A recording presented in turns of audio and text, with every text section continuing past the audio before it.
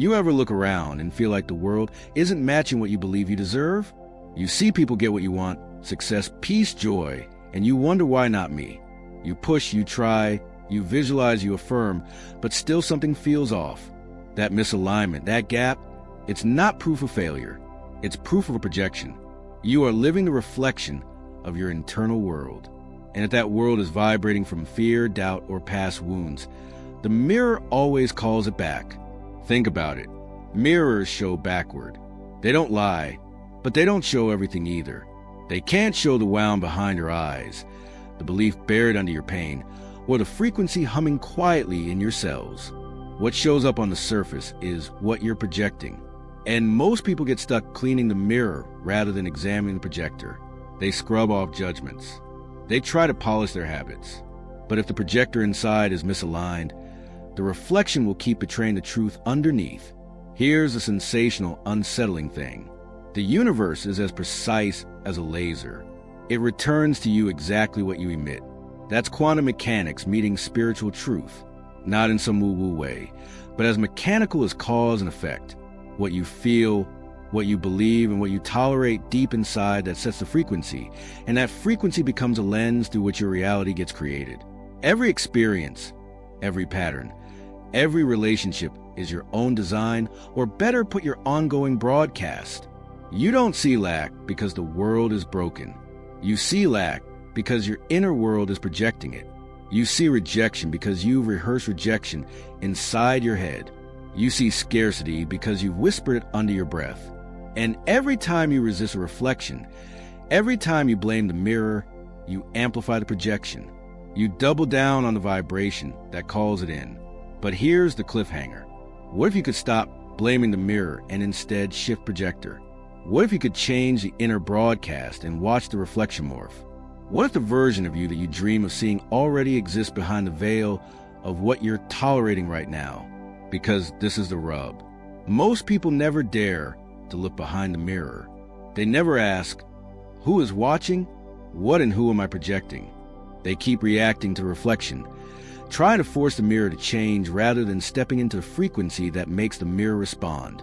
They think their environment is the problem, but the problem is internal, and it means the solution is also internal. If you stay in the old broadcast, the fear, the self-doubt, the survival identity, the mirror will stay broken. You can fix your external circumstances 100 times, but if your projection stays the same, the reflection won't shift. It's like painting over the same stain. Beautiful job, but right underneath, here's the promise. Once you shift what's projecting, once your internal frequency harmonizes with a version of you who already holds a new reality, the reflection starts to catch up. Doors that were always there begin to open. People who once seemed closed off will show up in unexpected ways. Synchronicities, the invisible threads, begin weaving together your dream life like tapestry. Not because you fought for them, because you aligned to be them. Now, the path isn't quick. It's not a snap of the fingers, but it's available. You can reboot your projection. You can recalibrate your vision. You can tune into the station of your highest self, the one that already embodies the reality you long for. And when you do, the mirror stops mocking and starts echoing beautifully, precisely. Are you ready to stop polishing the glass and start adjusting the projector? Because what you're about to discover in the chapters that follow is how the few who understand this code bypass the chase. They don't scramble for results. They calibrate their inner world.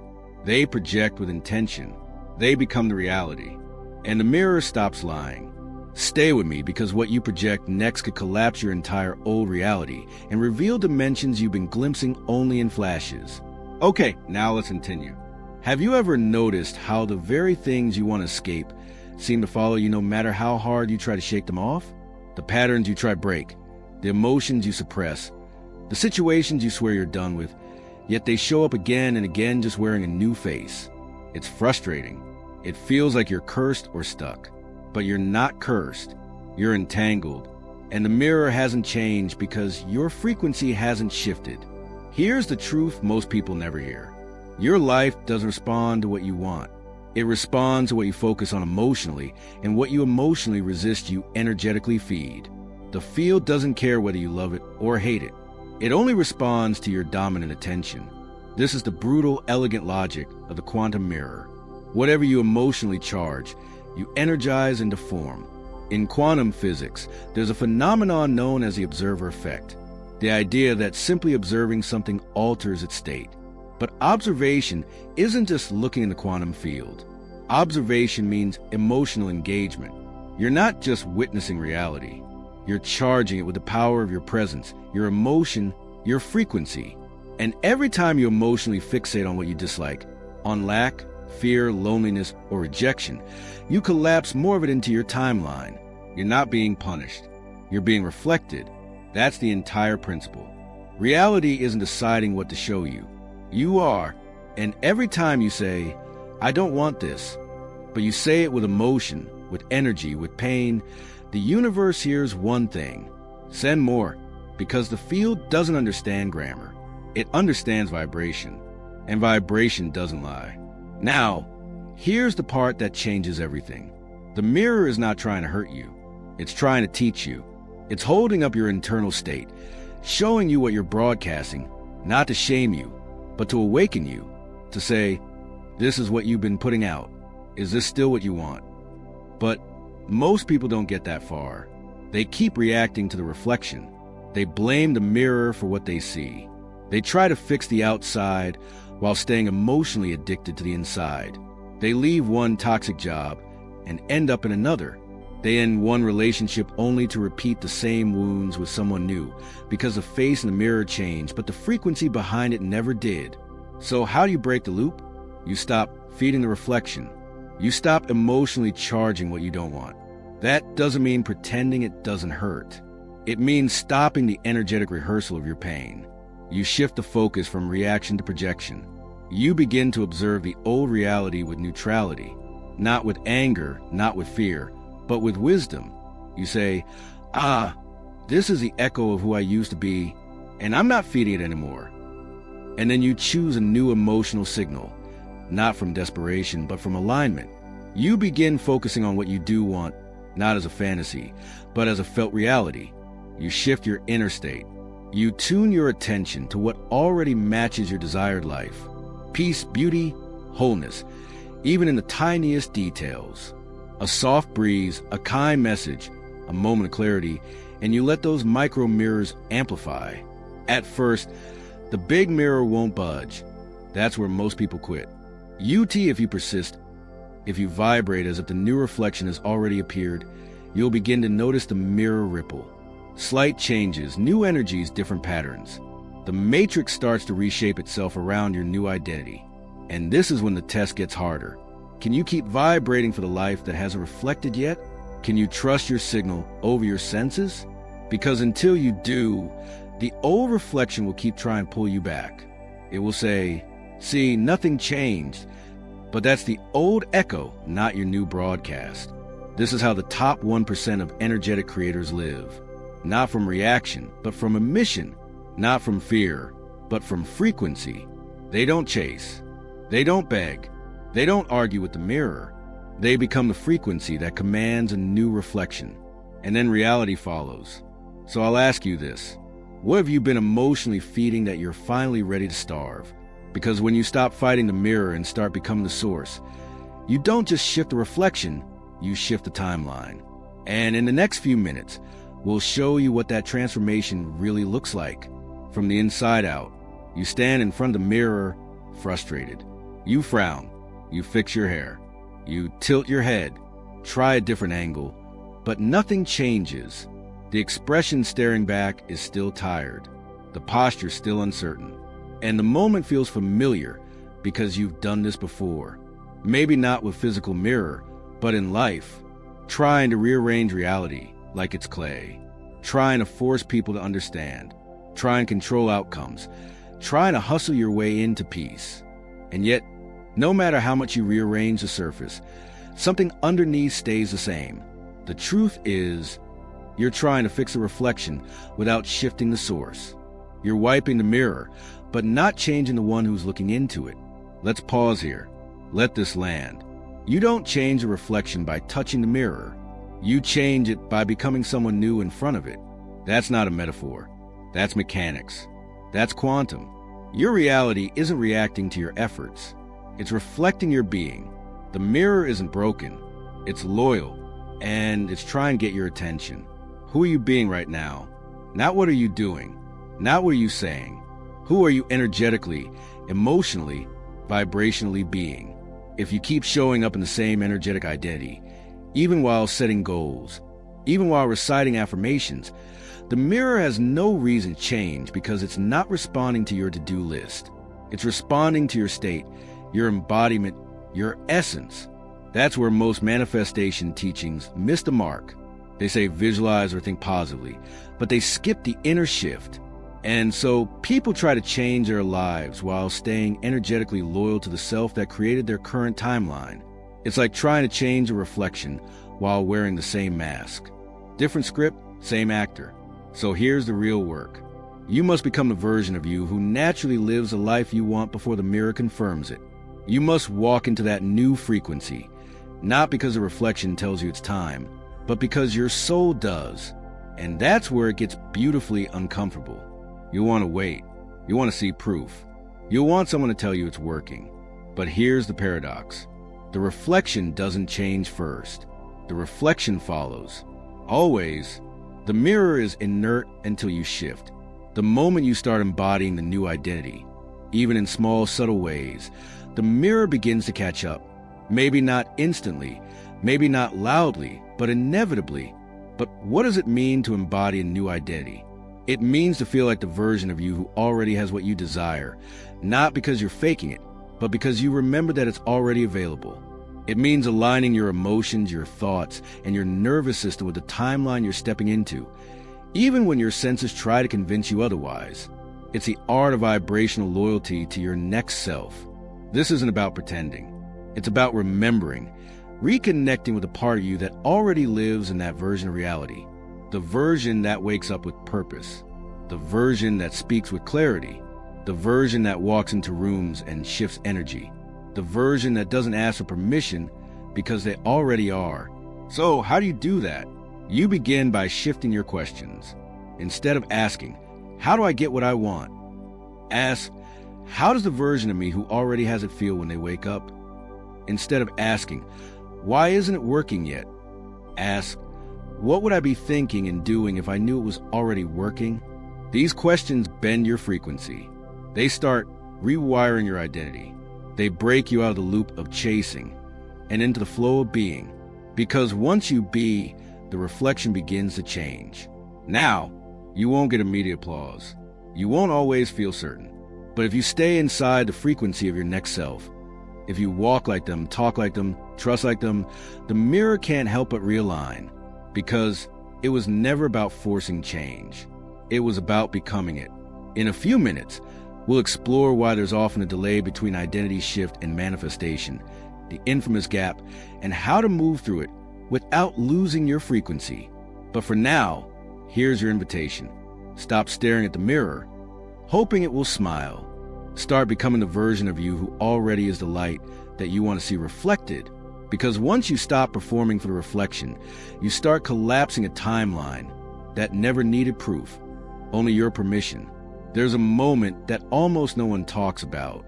It's not the moment of awakening, not the moment of clarity, and not even a moment when everything starts flowing. It's the space between them, the in-between, the void, the strange silent stretch after you've shifted your identity. But before reality reflects it, and this moment, this is where most people quit. They start off with excitement. They visualize, they affirm, they begin to align with the new self. And for a few days, maybe a few weeks, there's energy, there's movement, there's faith, but then silence. The mirror doesn't change fast enough. The old patterns echo louder. Doubt creeps in and suddenly they go back to their old frequency. Not because it's better, but because it's familiar.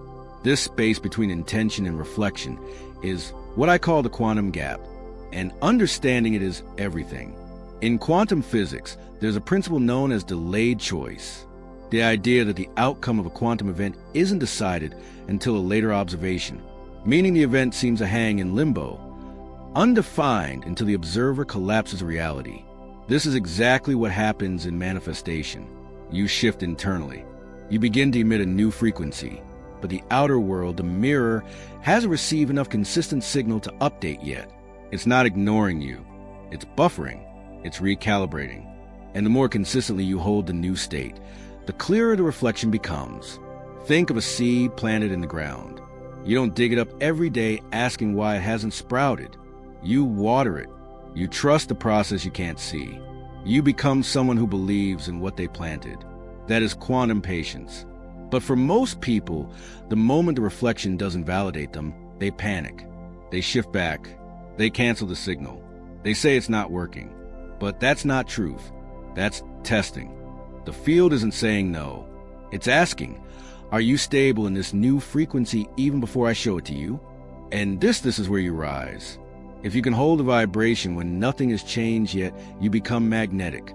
Not because you're pretending, but because you're anchored. You're no longer vibrating based on the reflection. You're vibrating from the source. And reality has no choice but to mirror that back eventually, undeniably, faithfully. So, how do you survive the gap? You train your attention. You choose faith over evidence. You remind yourself that the field responds to frequency, not timeline. And you stop treating delays as denial. Because the truth is, in that space where nothing seems to be happening, everything is. Your cells are reconfiguring. Your neural pathways are rewiring. Your subconscious is recalibrating. Your external world is catching up. The mirror is getting ready to reflect the new you, but you must hold the signal long enough for it to arrive. And here's the twist. This space is not punishment. It's preparation. It's the sacred void where the old self dissolves and the new self roots. And if you can honor this space, not rush it, you'll emerge into a life you didn't force, but finally matched. So I want to invite you into something powerful right now, a moment of intentional alignment. Comment below, I'm loyal to my new frequency. Let those words be a signal to the field. Let it mark the moment you stopped needing external proof and started choosing internal coherence. Let this comment be more than interaction. Let it be transmission, because you're not just a viewer of this content. You're a creator of what happens next. And when we come back in the next few minutes, we'll dive into the language of energy itself, how the universe decodes your attention, and how to start speaking fluently in the frequency of your desires. The universe is not listening to your words. It's responding to your signal. And that signal, your dominant frequency, is crafted by something deceptively simple: what you focus on and how you feel about it. Focus is not just mental, it's vibrational. Every moment you hold your attention on something, you're broadcasting a frequency into the field. Whether it's joy or fear, peace or frustration, that emotional charge gets encoded into your electromagnetic signal. And the field responds to that charge, not the words you say. That's why people get stuck. They say, I don't want to be alone. But vibrationally, they're pouring energy into the concept of loneliness. They say, I want abundance. But their dominant emotional focus is still on lack. And so the field delivers more of what matches the underlying vibration, not the spoken desire. This is why affirmations sometimes don't work. You can say, I am wealthy 100 times a day. But if your nervous system is screaming survival and your thoughts are cycling through fear, the frequency the field hears is not abundance, it's desperation. The field is not decoding your grammar. It's reading your coherence and your reticular activating system. The filter in your brain that decides what to focus on is constantly reinforcing what you emotionally rehearse. If you wake up each day thinking about what's missing, your RA goes to work filtering in more evidence of lack. Not because it's cruel, but because that's the signal you've trained it to prioritize. It's not personal, it's mechanical. But the moment you start shifting your focus, not forcefully but intentionally, you begin to retrain that system. You start reprogramming your filter. And that's when everything starts to bend. Let's get practical. Imagine you start focusing on moments of calm, small wins, evidence of alignment. At first it feels forced, but soon your RS begins to cooperate. It starts highlighting things that match your new focus. You begin seeing synchronicities. You notice opportunities you used to miss, not because they weren't there before, but because you weren't tuned into them. You were blind to your own becoming. Here's the key. The field responds not to what you want, but to what you're being. And being is directed by focused, repeated attention. The more you feed a thought with emotional energy, the more solid it becomes in your field. Over time, it crystallizes into a pattern and eventually into a result. So, the real question is, what patterns are you feeding? Are you rehearsing old scenarios in your mind? Are you holding imaginary arguments, defending yourself against situations that haven't even happened? Are you scanning for what's wrong instead of stabilizing in what's right? Because the truth is, every time you indulge in fear-based focus, you're not just worrying, you're creating. You're investing your creative power into a reality you don't want. But the inverse is just as powerful. When you choose to focus on wholeness, gratitude, love, even when it feels small or illogical, you start activating a new vibrational language, one that the field responds to with precision, not because you're manipulating it, but because you're aligning with it. The field is already coded to respond to alignment, and your job isn't to force it, it's to match it, to focus so consistently and cleanly that your inner world becomes the clearest instruction to your external one. Now, this doesn't mean you ignore pain or bypass challenges. It means you refuse to let them become your dominant focus. You acknowledge them without feeding them. You let them pass through, not settle in, and here's something powerful. You can train your focus like a muscle. Every time you catch yourself spiraling into fear and choose to redirect, even just slightly, you are collapsing old circuits and wiring in new ones. You are not just thinking differently. You are becoming different. You don't need to fix the whole pattern at once. You just need to become fluent in the language the field speaks. And that language is emotionally charged attention. So speak clearly, focus with intention, choose the signals you want mirrored back to you, and know that every time you do, you're not just changing your perception, you're editing your timeline. In the next and final chapter, we'll explore what it means to collapse a new reflection before it appears. The master key to stepping out of the loop and into your designed reality. Are you ready to stop waiting and start witnessing? Let's talk about the loop, the one you've been trying to escape for years. You wake up with new intentions. You meditate, journal, visualize. You even feel better for a while. But then life starts mirroring the same patterns again. Same lack, same delays, same emotional cycles. And it's frustrating, isn't it? Because you know there's more. You feel something deeper is possible. But no matter how hard you try to shift, reality just keeps circling back. Why? Because you're still reacting to the reflection. And as long as your energy is based on what the mirror shows you, you're trapped in its feedback loop. You're not creating, you're responding. And in quantum terms, that's like watching a movie and trying to change the ending by yelling at the screen. Here's the shift. You collapse a new reflection before it appears. That means you stop waiting for confirmation and start embodying your choice.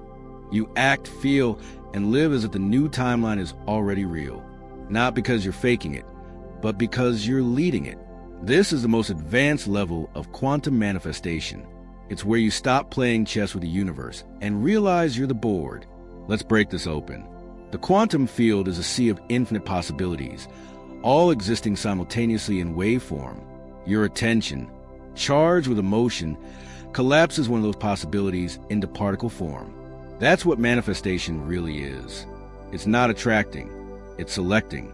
It's tuning into the version of reality that matches your vibration and allowing it to materialize. But most people don't allow. They oscillate. One day they're in alignment, the next they're back in fear. One moment they trust, the next they check the mirror again, hoping it changed. But the mirror, the field is listening to the consistency of your signal, not your bursts of excitement, not your declarations, but your frequency. To collapse a new reflection, you must emit a stable, coherent signal that's no longer tied to your current circumstances. That means stop waiting for the money to feel abundant. Stop waiting for the love to feel lovable. Stop waiting for the result to feel ready. And start being the signal. Now, yes, it's uncomfortable. Yes, your logical mind will resist, but that's because it was trained in linear time. Quantum reality doesn't wait. It reflects. And when you hold a signal long enough, despite appearances, the mirror finally cracks. That's when the shift happens. The call you weren't expecting. The invitation you didn't chase. The door that opens without effort because you didn't chase the reflection. You became the cause. You became the version of you that this new life recognizes. So ask yourself now, what signal have I been sending consistently? And who do I choose to be regardless of what the mirror says? Because when you no longer need the evidence, that's when the evidence shows up. And if this journey spoke to you, if something inside of you stirred as you listened, it's because this is not just a concept, it's a calling. You're not meant to just understand these truths. You're meant to live them. If this video is your mirror, that book is your key. Be the one who shifts before the shift. Be the cause. Be the collapse. Because the field is waiting for you to decide.